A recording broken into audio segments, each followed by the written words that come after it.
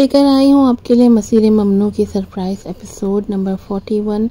Writer है इसकी मलाइका रफ़ी। आदमी ने काली हुडी पहनी हुई थी और वो स्मिथ खानदान के मशकूक कामों को अंजाम देने का जिम्मेदार था। उसकी एक छोटी सी टीम थी जो चंद लोगों पर मुश्तमिल थी। स्मिथ लोग इसका ख्याल रखते थे जबकि वो अहम मौक़ों पर उनके काम संभालता था। उसका नाम क्विंटन स्मिथ था और वो स्मिथ ख़ानदान का ही फ़र्द था। अब जो भी मुख्तलिफ़ काम उसने किए थे उनमें वो कभी नाकाम नहीं हुआ था, इसलिए वो नहायत काबिल एतमाद समझा जाता था। अगरचा अयान की दरख्वास्त आसान सी थी, लेकिन जोएल हमेशा उसे अपने वालिद से भी ज़्यादा अहम समझता था। इसीलिए उसने ये मिशन क्विंटन को दे दिया, चाहे ये एक सादा सा काम ही क्यों ना हो।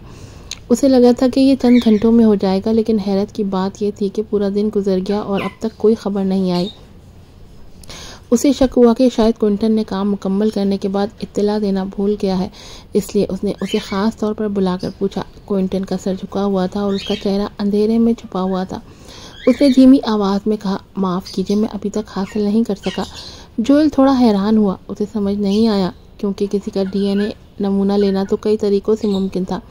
मसलन खाने के दौरान हदफ के बर्तन से थूक मिल सकता था, या अचानक उसके चंद बाल नोच लिए जाएं। अगर कुछ ना हो तो जिल्द का टुकड़ा भी हासिल किया जा सकता है।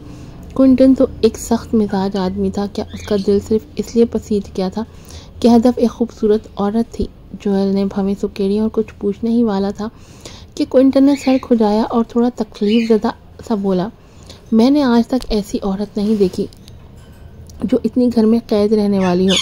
क्विंटन ने शाकी लहजे में कहा, मैंने उसे दिन रात देखा है। इस दौरान उसने खाना खाया और 24 घंटे सोई रही। वो खाने के बाद फ़ौरन बर्तन धो देती है।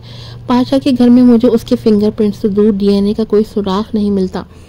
वो मज़ीद बोला, उसके पानी का ग्लास बेड साइड टेबल पर रखा होता है। सोचा था उस पर थूक का निशान होगा, लेकिन नहीं, वो एक घूंट पीने के बाद भी ग्लास धो देती है। क्या वो वाकई औरत है? जब क्विंटन ने सर उठाया तो जोएल ने उसकी आंखों के नीचे स्याह हल्के देखे। वो वाज़ेह तौर पर पिछले 24 घंटे से सोया नहीं था, लेकिन फिर भी पूरी तवानाई से बोला, फिक्र ना करें, मैं खाए पिए बगैर भी निगरानी जारी रखूँगा। मुझे यकीन नहीं आता कि वो पूरा महीना घर से बाहर ना निकले। जोएल ने पूछा, तुम पाशा के घर घुस गए थे? हाँ, क्विंटन ने सर हिलाया। जोएल ने फिक्रमंदी से कहा, उन्होंने तुम्हें देख तो नहीं लिया? वो सिर्फ खुफिया तौर पर डीएनए टेस्ट कराना चाहता था, पाशा ख़ानदान से दुश्मनी नहीं लेना चाहता था। क्विंटन ने नफ़ी में सर हिलाया। इस मामले में मैं पुरएतमाद हूँ। मेरे कदम हल्के हैं और मैं अपना सामान साथ रखता हूँ, कोई निशान पीछे नहीं छोड़ता। जोएल ने सर हिलाया और कमरे से बाहर निकलने लगा। क्विंटन ने पूछा, कहाँ जा रहे हो? अपनी बेटी को स्कूल छोड़ने।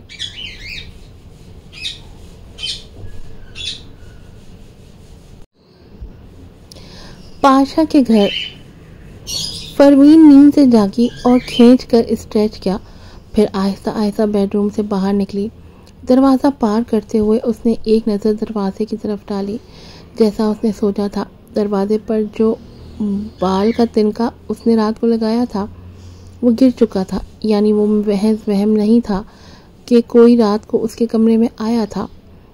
परवीन ने पूरा घर चक्कर लगाया मगर कुछ गायब नहीं था। सिर्फ उसके पानी का गिलास और टॉयलेट का डस्टबिन छेड़ा गया था। छी, कितना घटिया चोर है। उसने सर हिलाया और मोहतात हो गई। लगता है उसकी माँ बिल्कुल सही कहती थी। वो पहले ही इतनी कम प्रोफाइल में रहती थी, फिर भी लोग उस पर नज़र रखे हुए थे। जिंदगी तो बहुत ख़तरनाक थी। परवीन ने सर हिलाया और इस ख्याल को छोड़ दिया। फिर वो हारिस को घर से बाहर ले गई और उसे स्कूल छोड़ने निकली। रास्ते में तानिया ने पूछा, आज क्या जहन्नुम में बर्फ़ पड़ गई है? परवीन, हालांकि मैं घर पर हूँ, फिर भी तुमने खुद ही हमें स्कूल ले जाने की पेशकश कर दी और तुमने सुबह सुबह उठने की जहमत भी कर ली। ओह, मैं बाद में New York university school of medicine में एक ऑपरेशन से पहले की मेडिकल मुशावरत के लिए जा रही हूँ, इसलिए मुझे गाड़ी चाहिए थी। इत्तेफाक से स्कूल रास्ते में ही है। तानिया। उसके होठों के कोने फड़के और उसने हारिस को पकड़कर कहा, शुमाइल, अपनी माँ को देखो, उसको बिल्कुल भी एहसास नहीं कि हम भी मौजूद हैं। हालांकि ये सुबह जल्दी उठी है, मगर ये भी हमारे लिए नहीं है।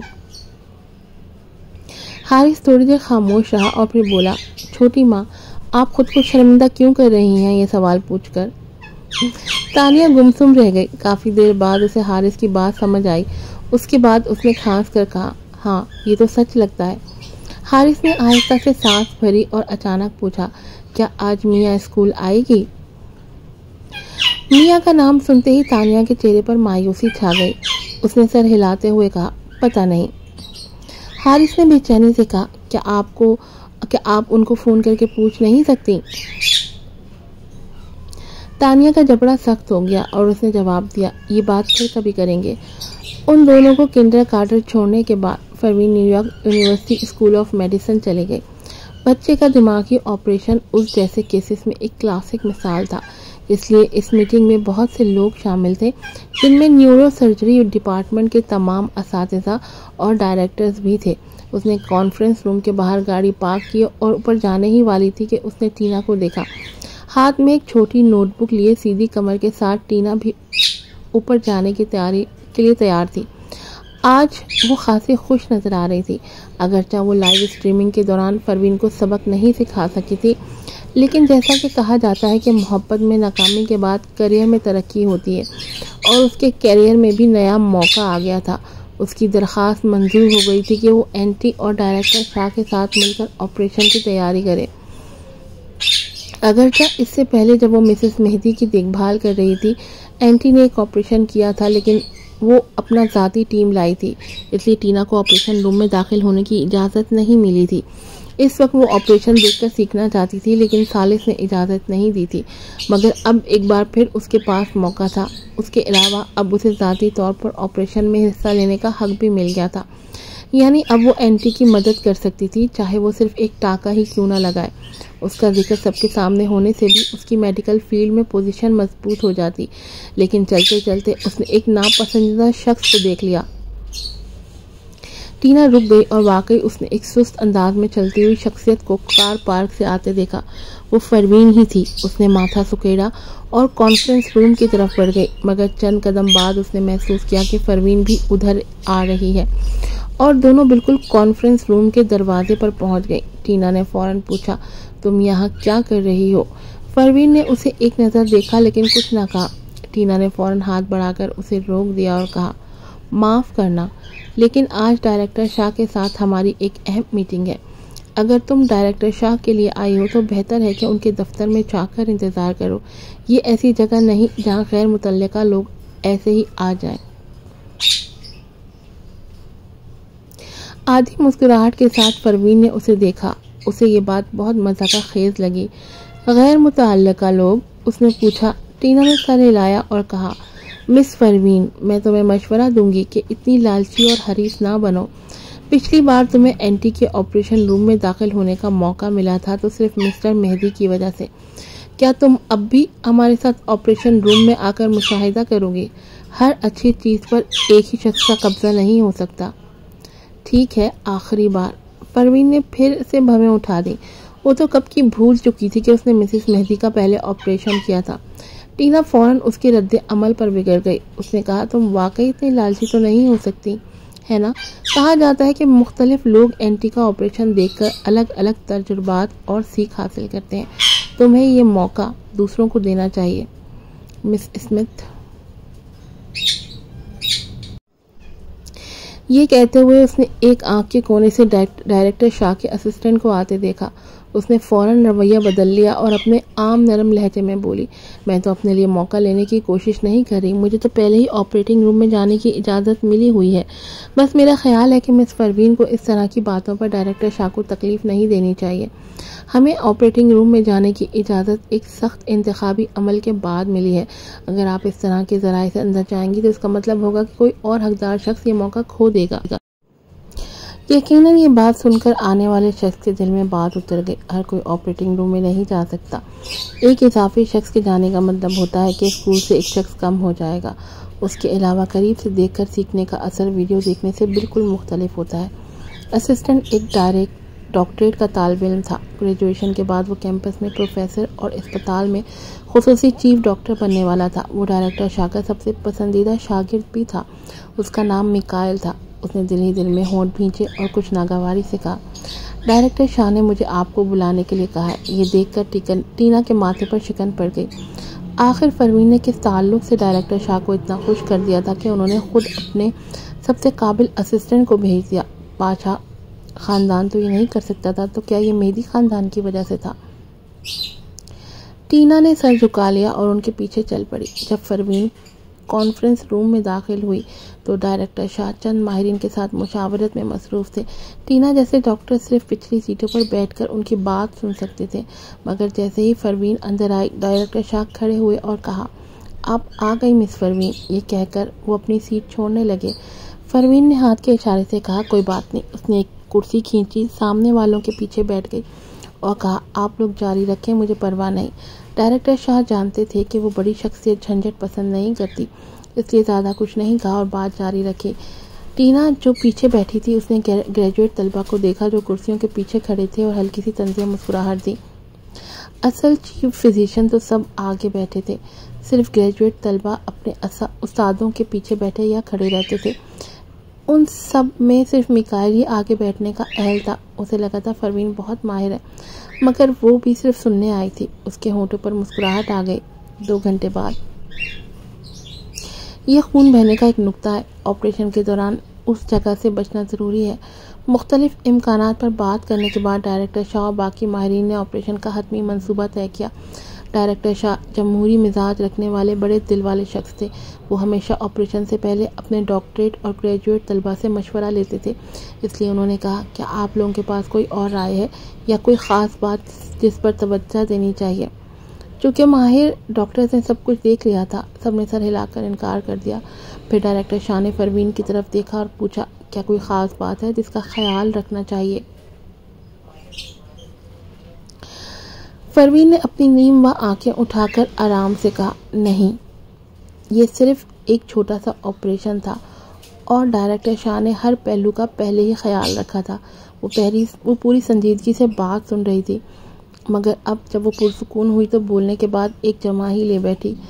उससे वो सुस्त और लापरवाह नजर आने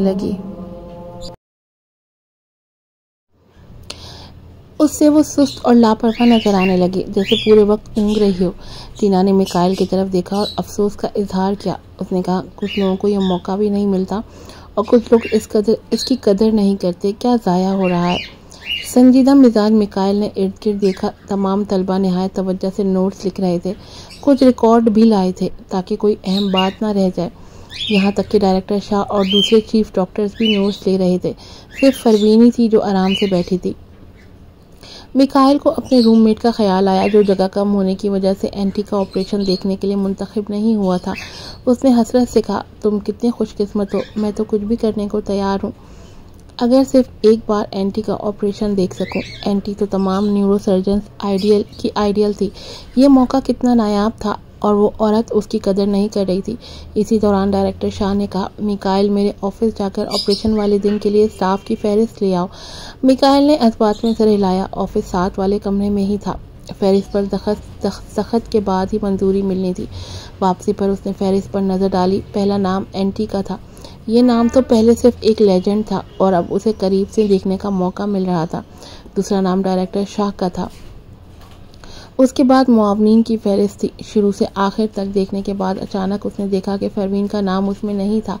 उसके कदम हल्के हो गए। उसे यकीन था कि डायरेक्टर शाह ताल्लुकात के तहत फैसले नहीं करते। वापसी पर डायरेक्टर शाह ने फहरिस्त पढ़कर सुनाई और दस्तखत करके सबको फारिग कर दिया। फिर परवीन से कहा, बराए करम मेरा इंतज़ार करें मिस परवीन, मुझे एक अहम फ़ोन कॉल करनी है, तकरीबन 10 मिनट लगेंगे, उसके बाद आपसे बात करनी है। परवीन ने फिर जमाई ली और सर हिलाया। डायरेक्टर शाह ने कहा, मिकाइल, मिस परवीन को मेरे ऑफिस में ले जाओ। मिकाइल ने सर हिलाया और परवीन को ले गया। टीना खुश थी जब उसने फहरिस्त में परवीन का नाम नहीं सुना। लगता था उसके ताल्लुकात इतने मजबूत नहीं थे। शायद वो अभी गुस्से में होगी या शर्मिंदा। टीना ये मंजर देखना चाहती थी, इसलिए जानबूझकर बाथरूम में वक्त ज़ाया किया। जब उसने मिकाइल को परवीन के साथ निकलते देखा तो आगे बढ़कर ऐसे जाहिर किया जैसे अचानक टकरा गई हो। फिर मसनूई लहजे में बोली, आप इस बार एंटी का ऑपरेशन नहीं देख सकेंगी डॉक्टर परवीन, मायूस ना हो, अगली बार मौका मिल ही जाएगा। परवीन उसे सुस्त लहजे में टीना को देखा, क्या तुम आज बहुत फारिग हो?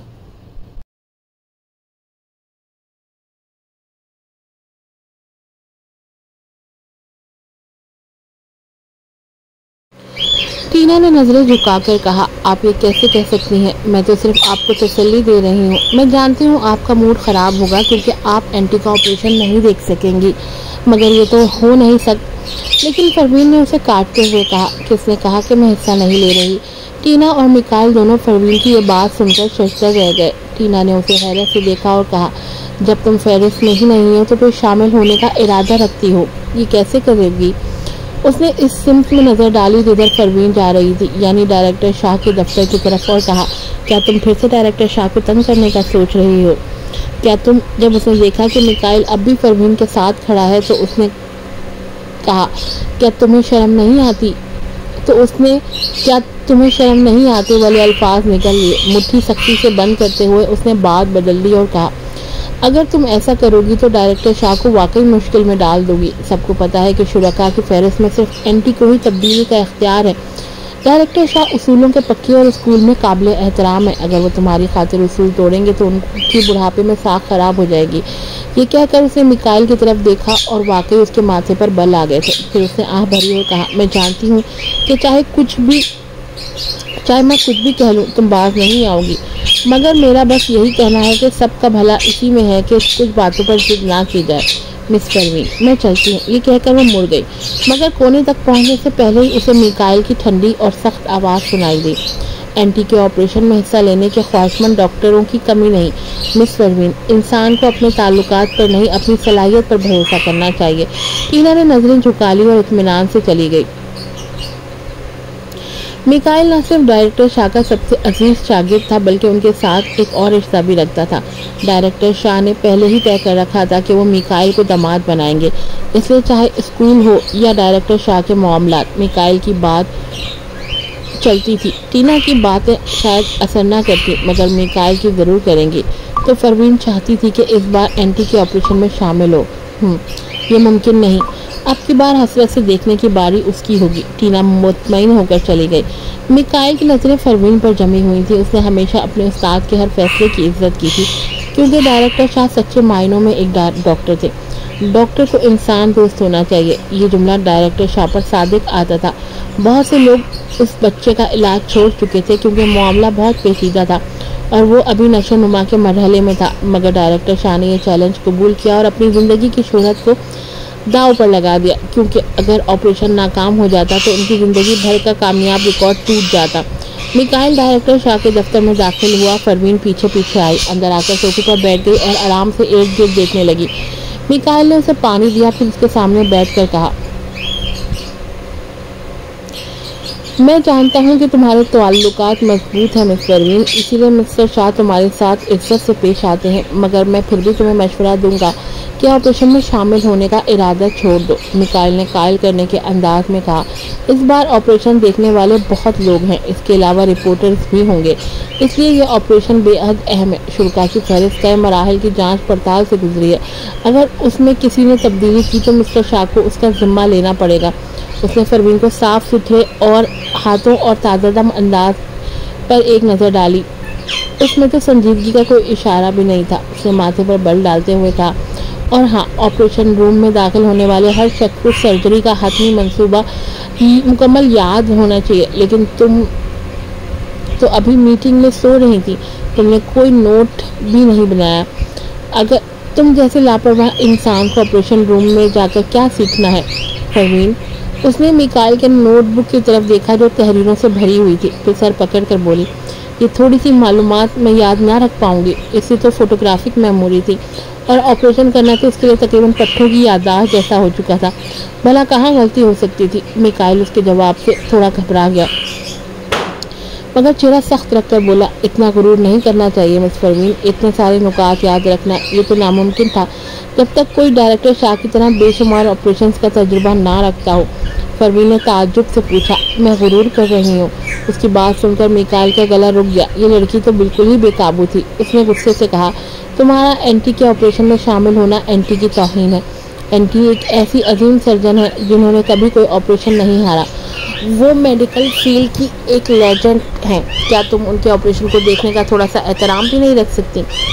परवीन को अंदाजा हो गया कि वो एंटी का पक्का मद्दा है, लेकिन मेडिकल फील्ड की लेजेंड हरफन मौला सर्जन, ये तो कुछ ज़्यादा ही बढ़ा चढ़ा कर कहा जा रहा था।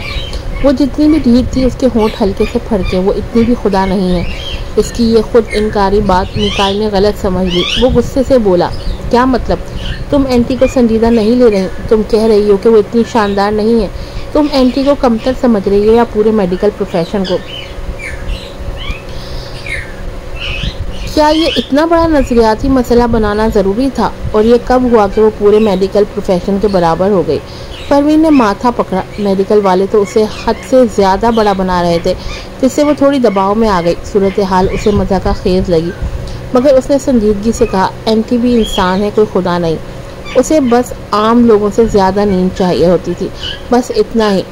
एंटी तो मिकाइल की पहुंच से बिल्कुल बाहर थी, और उसकी ज़िंदगी का आइडियल भी। वो कभी बर्दाश्त नहीं कर सकता था कि कोई उनकी तौहीन करे। परवीन का ये अंदाज देखकर वो और भड़क गया। फौरन खड़े होकर कहा, तुम।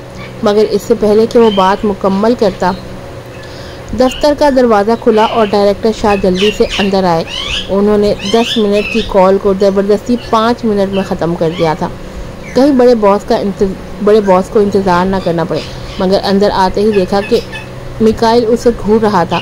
परेशान होकर डॉक्टर शाह ने पूछा, मिकाइल ये क्या कर रहे हो? गुस्से में भरे मिकाइल ने कहा, मुझे समझ नहीं आती कि आखिर इसे कौन सपोर्ट कर रहा है। डायरेक्टर शाह, ये तो एक मामूली सी लड़की है, आप इसके साथ इतनी इज्जत से क्यों पेश आते हैं? डायरेक्टर शाह, उन्होंने फ़ौरन मिकाइल की बात रोकी और आगे बढ़कर डांटते हुए कहा, ये क्या बकवास है, इसके पीछे कोई नहीं। ये सुनकर मिकाइल और हैरान हुआ। उसने पूछा, तो क्या आप वाकई उसे एंटी के ऑपरेशन में शामिल होने देंगे? बिल्कुल। मिकाइल भड़क गया,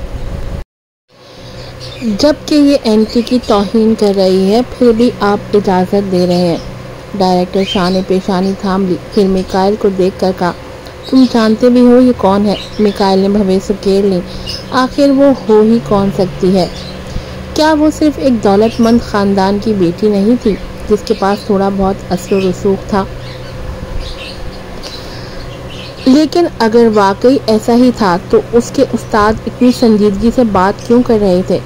मिकाइल ने परवीन की तरफ देखा, फिर डायरेक्टर शाह की तरफ, जिन्होंने उससे पूछा, वो शख्स कौन है जिसकी तुम सबसे ज़्यादा इज्जत करते हो? यकीनन वो था। अचानक जैसे ही कोई बात उसके दिमाग में क्लिक हुई, मिकाइल ने झटके से सर घुमाया और परवीन को हैरत से देखा। उसकी आंखें अचानक बड़ी हो गईं और उसने मुश्किल से निगलते हुए कहा, क्या आप एंटी? डायरेक्टर शाह को लगा कि उसका शागिर्द आखिरकार एक बार होशियारी दिखा रहा है। मिकाइल बहुत पढ़ाकू और सख्त मिजाज था। उसने अपना सारा जोश और तवानाई तिब में लगा रखी थी। डायरेक्टर शाह जब तक जिंदा थे वो उसकी हिफाजत कर सकते थे, लेकिन रिटायरमेंट के बाद वो फिक्रमंद रहते कि आया मिकाइल अपने लिए तिब की दुनिया में कोई नाम बना पाएगा या नहीं। देखने में तो लग रहा था कि वो इतना भी बेवकूफ़ नहीं है, कम से कम उन्होंने यही सोचा। मगर अगले ही लम्हे मिकाइल बोला, आप एंटी की पहली असिस्टेंट लिली हैं। डायरेक्टर शाह, उन्होंने अभी जो बात कही थी उसे फ़ौरन वापस ले लिया। सोफे पर बैठी परवीन, जो मिकाइल से अपनी तारीफ़ की मुंतज़िर थी, वो भी हैरत ज़दा रह गई। हैरान मिकाइल ने कहा, क्या आप वाकई लिली हैं? ओह खुदाया, मैंने सिर्फ ये सुना था कि एंटी की पहली असिस्टेंट एक नौजवान लड़की है, लेकिन मैंने नहीं सोचा था कि वो इतनी कम उम्र होंगी। अगर आप लिली हैं तो आप वाकई बहुत ज़बरदस्त हैं। परवीन के होठों के कोने हल्के से फड़के। डायरेक्टर शाह ने अपना चेहरा हाथ से ढांप लिया। मिकाइल ने संजीदगी से अपनी ऐनक को दुरुस्त करते हुए कहा, आपसे मिलकर बहुत खुशी हुई मिस लिली। आप एंटी के साथ काम करने के लिए कितनी खुशकिस्मत है। क्या आप जानती हैं कि हर मेडिकल स्टूडेंट आपसे हसद करता है? ये देख करके मिकाइल मजीद बोलने वाला है, डायरेक्टर शाह ने हाथ के इशारे से उसे रोक दिया। उन्होंने फैसला किया कि अपने शागिर्द को ज़रा दुनिया की हकीकत दिखा दें, ताकि वो सीख सके कि ज़ाहिरी शक्ल से किसी को परखना दुरुस्त नहीं। उन्होंने कहा, ये लिली नहीं है। अच्छा, तुम अभी बाहर जा सकते हो। मिकाइल, वो लिली नहीं थी। उसने सोचा था कि एंटी बहुत मसरूफ़ होंगी, इसलिए उन्होंने मुशावरत में शिरकत के लिए लिली को भेजा है। लेकिन अगर वो लिली नहीं है तो उस्ताद ने ऐसा क्यों कहा? उलझन में पड़ा मिकाइल भवें चढ़ाते हुए बोला, मगर फिर भी परवीन को एक नज़र देखकर फर्माबरदारी से कमरे से बाहर निकल गया। उसके जाने के बाद डायरेक्टर शाह ने दरवाज़ा बंद किया और बेबसी से परवीन की तरफ देखा। उन्होंने कहा, मेरा ये शागिर्द न्यूरो सर्जरी में बहुत तेज़ है। आप कह सकती हैं कि वो एक जीनियस है। मुस्तकबिल में वो मुझसे भी बेहतर सर्जन बनेगा। बस ज़रा कुन ज़हन है, उम्मीद है आप बुरा नहीं मानेंगी। परवीन ने लापरवाही से हाथ हिलाया। बिल्कुल बुरा ना मानते हुए डायरेक्टर शाह ने सुकून का सांस लिया। एंटी का तिप की दुनिया में मुकाम इतना बुलंद था कि उसका एक लफ्ज़ भी मिकाइल के मुस्तकबिल पर मनफी असर डाल सकता था। उन्होंने अमले की फहरिस्त निकाली, परवीन को दी और कहा, ये तमाम मेडिकल स्टाफ की फहरिस्त है जो ऑपरेशन में हिस्सा लेगा। क्या आप समझती हैं कि इसे कम करने की ज़रूरत है?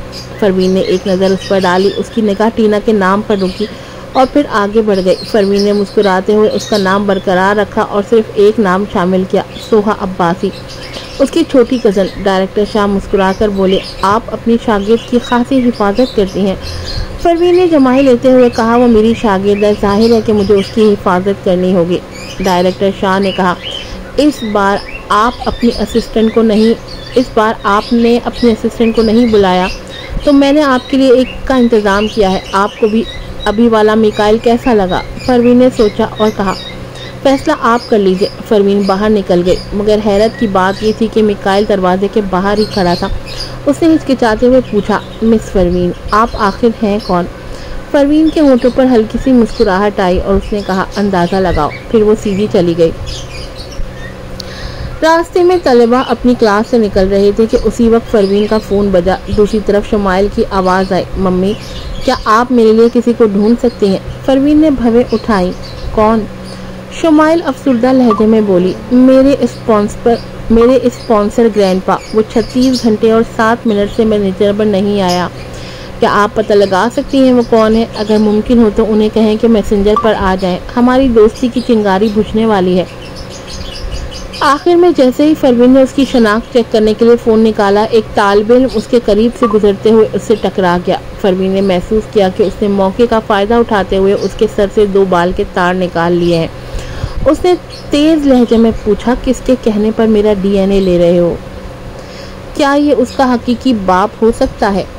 असल में परवीन के रुखसाना की लाइव स्ट्रीम में जानबूझकर ये जाहिर करने की एक और वजह भी थी कि वो काजिम की बेटी नहीं है, और वो ये थी कि जो शख्स माजी में उसकी माँ के साथ करीबी ताल्लुक़ रखता था, जो उसकी माँ का साबिका शौहर था, वो ज़रूर शक करेगा, है ना? इस जैसी बेटी की मौजूदगी में वो आदमी कभी ना कभी अपनी हकीकत जाहिर कर ही देगा। इसीलिए परवीन पिछले चंद दिनों से ख़ास तौर पर मोहतात थी। अभी जो टक्कर लगी थी, कंधे में होने वाला दर्द दरअसल उसके बाल नोचने के दर्द को छुपाने के लिए था। बदकिस्मती से उसके हवास बहुत तेज थे। जैसा कि सब जानते हैं, बाल खुद डीएनए टेस्ट में बेकार होते हैं। असल चीज़ जो इस्तेमाल होती है वो बाल के साथ जुड़ी जड़ फॉलिकल है। वो नौजवान उस वक्त उसके 2 बाल एहतियात से उंगलियों में दबाकर पकड़े हुए था, जैसे उन्हें आलूदा होने से बचा रहा हो। जाहिर था कि वो उन्हें डीएनए टेस्ट के लिए इस्तेमाल करने का इरादा रखता था। परवीन के सवाल पर वो घबरा गया और हाथ छुड़ाने लगा। परवीन ने उसका चेहरा देखा। वो एक आम सा शख्स था जिसे हुजूम में कोई नोटिस भी ना करे। उसकी उम्र भी थी अजीब थी। पहली नज़र में वो 20 साल का तालिब इल्म लगता था, लेकिन गौर से देखे तो 30 साल का भी लग सकता था। इसी दौरान उस शख्स ने अचानक दूसरा हाथ आगे बढ़ाकर इंतहाई तेज़ रफ्तारी से निशाने के साथ परवीन के दिल की तरफ वार किया। परवीन की आंखें मामूली सी फैल गईं। हमले में बिल्कुल भी नरमी नहीं थी। अगर वो एक लम्हा भी देर कर देती तो शायद छुरी लग जाती। जब वो हमला बचाने के लिए पीछे हटी तो मजबूरन उसको गिरफ्त छोड़नी पड़ी और उसने मौका पाकर भागने की कोशिश की। परवीन ने थोड़ा तवक्कुफ किया, फिर पीछा शुरू कर दिया। परवीन की रफ्तार बहुत तेज थी, मगर वो शख्स और भी तेज निकला। हाथ में खंजर लिए वो चिल्लाया, रास्ता छोड़ दो। कुछ तलबा चीख पड़े और कुछ ने फौरन पुलिस को कॉल की। जल्दी स्कूल का एक सिक्योरिटी गार्ड दौड़ता आया, मगर वो शख्स तजुर्बेकार लगता था। उसने क्लास ख़त्म होने पर निकलने वाले तलबा के हुजूम में से निकलकर बिलाखिर गायब हो गया।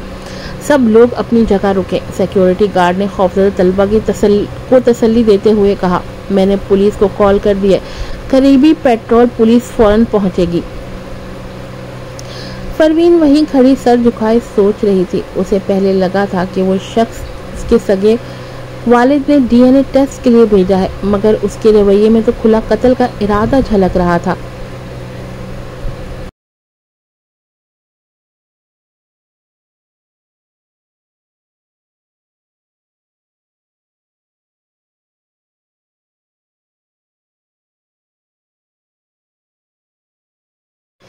ऐसा लग रहा था कि अगर वो मर भी जाती तो उसे परवाह ना होती। अगर ये उसका वालिद नहीं था तो फिर कौन था?